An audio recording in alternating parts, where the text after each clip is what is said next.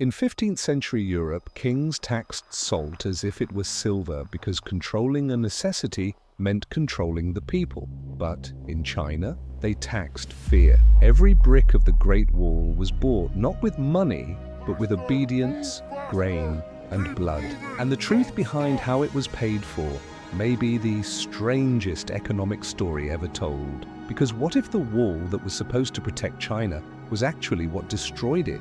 Every empire leaves behind a monument, but this one left a bill. The Great Wall of China stretches across deserts and mountains, a symbol of unity, strength, and human will. Yet behind the legend lies an untold story of taxation, forced labor, corruption, and an economy built on fear. It wasn't just a barrier of stone, it was a machine of control. An empire's greatest defense became its greatest debt. So who really paid for the Great Wall of China? And what did that cost say about the true price of power? This is the story behind who really paid for the Great Wall of China, one of the 7 wonders of the world and one of history's most expensive illusions.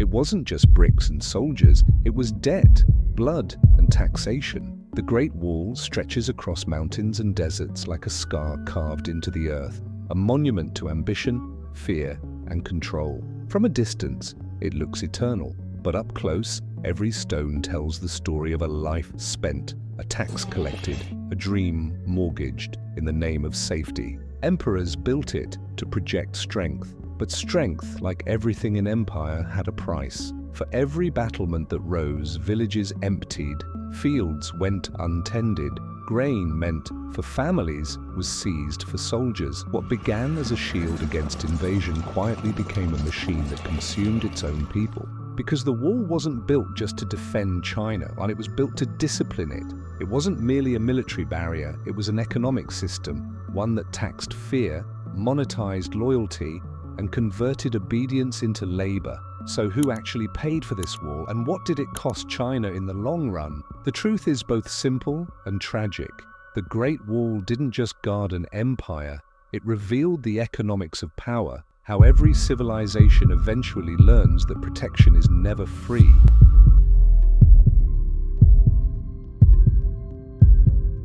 When Qin Shi Huang rose to power in 221 BCE, China was not yet the China we know today. It was a patchwork of rival kingdoms, each with its own armies, currencies, and ambitions. Qin Shi Huang wanted more than a kingdom, he wanted forever. History remembers him as the first emperor to unite China, but beneath that unity was obsession, a hunger for control so absolute that even death felt negotiable. He chased immortality through alchemy and armies, through walls and whispers of eternal life. And to build his vision of permanence, he mortgaged the future of his people. When Qin looked at the map of his empire, he didn't see borders, he saw vulnerabilities. Frontiers that needed fortifying, provinces that needed taxing, citizens that needed to believe. The Great Wall became his grand solution, a visible symbol of strength and an invisible network of fear. But strength has a balance sheet. To fund the wall, Qin's ministers imposed crushing taxes on farmers already living at the edge of survival. Grain was seized for soldiers, men were conscripted by the tens of thousands, leaving fields barren. Families paid not in coins, but in sons. Temples were stripped of bronze to forge weapons. Local nobles were forced to surrender land and labor in the name of national security. Every stone of the wall carried the weight of a debt that could never be repaid. The emperor called it unity. His people called it silence. What had begun as a dream of protection soon became an empire-wide collection agency. Fear became currency, faith became collateral.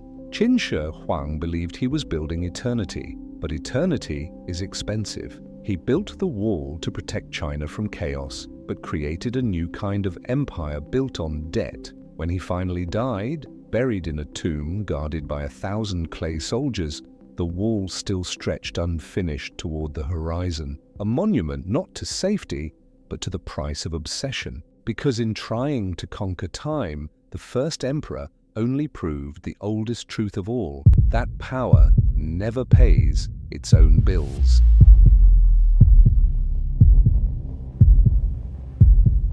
If the emperor's dream was eternal power, the people's reality was eternal labor. Millions were drafted, farmers, prisoners, and sons of families who could no longer afford their own survival. They marched for weeks across barren plains, carrying tools, food, and fear. Most never came back. Ancient records whisper that for every 10 men who went, half returned. The others became part of the wall itself, buried where they fell, sealed beneath the very stones they were forced to raise. What began as a tax soon became a sentence. The empire no longer collected coins, it collected bodies. Grain that once fed families now fed garrisons. The more the wall grew, the hungrier China became. Fields lay empty, villages collapsed under the weight of absence. When taxes rose higher, peasants fled their homes or starved quietly in them. And yet, the wall continued to rise, fed by fear, financed by desperation. Safety had turned into slavery, protection into punishment, and somewhere along those endless ridges of stone, the line between defense and destruction disappeared. The Great Wall was meant to keep enemies out, but in truth, it trapped the empire inside, locking generations into a system where loyalty was measured in labor and silence became the price of survival. Because the wall didn't just divide China from the world outside, it divided its rulers from their own people. And as the stones rose higher, so did the distance between them.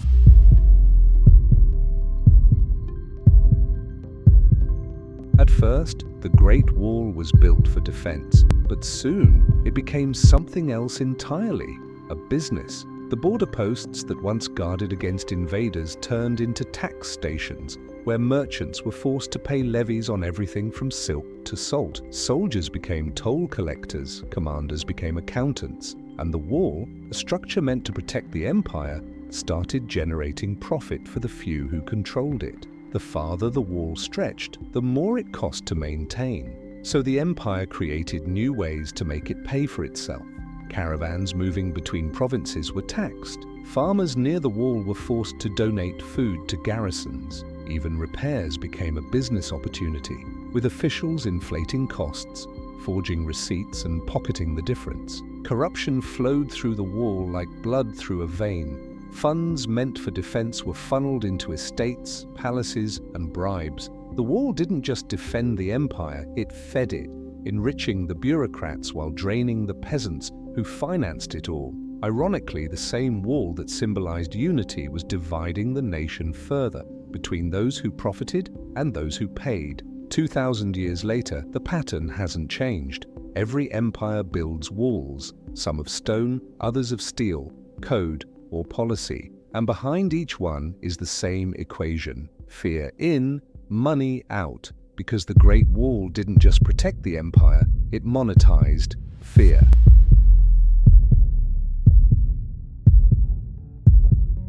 The Great Wall was meant to secure the empire forever. Instead, it became the weight that crushed it. Within years of Qin Shi Huang's death, the dynasty he forged collapsed under its own ambition. The treasury was empty, the people were starving, and the soldiers who once defended the wall turned their weapons inward. China's first unified empire, undone not by invasion, but by its own accounting. Yet history has a short memory and an even shorter attention span. The dynasties that followed, the Han, the Tang, the Ming, each promised they would build smarter, spend wiser, protect better, and every one of them made the same mistake. They poured silver, sweat, and generations of labor into repairing the very symbol of their predecessors' downfall. Each new wall was a monument to old fears, built higher and costlier than the last. Every empire convinced itself that safety was worth any price until the debt became higher than the danger. In the end, the Great Wall didn't fail because it was weak. It failed because it was believed in too much. The myth of protection blinded rulers to the truth that fear, once monetized, never stops demanding payment. Centuries passed. The wall eroded, rebuilt, eroded again, but the idea behind it never died. Because the wall was never finished, it simply evolved. From stone fortresses to financial systems, from watchtowers to data firewalls, every age finds its own way to build a wall, and every time it calls the cost security.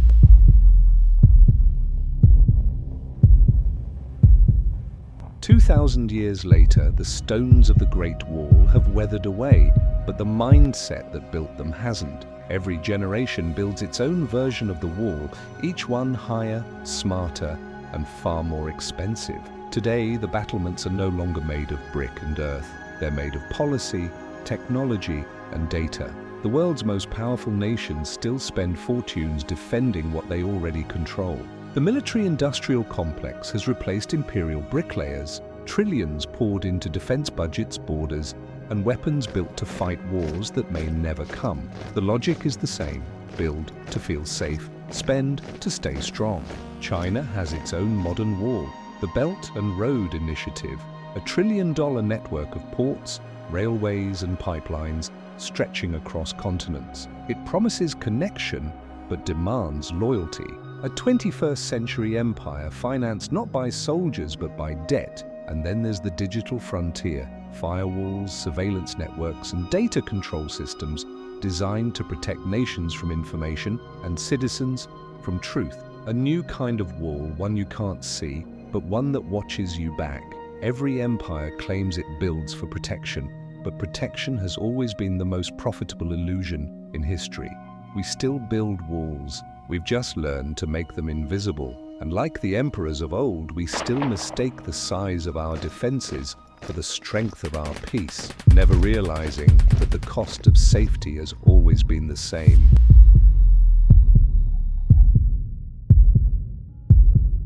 The story of the Great Wall is the story of every empire that ever tried to buy peace. It began with protection, a promise to shield the people. Then came taxation, the cost of keeping that promise. Next came control, the belief that safety could be engineered. And finally, collapse, when the walls that were meant to defend a nation became the weight that buried it. The Great Wall didn't fail as architecture.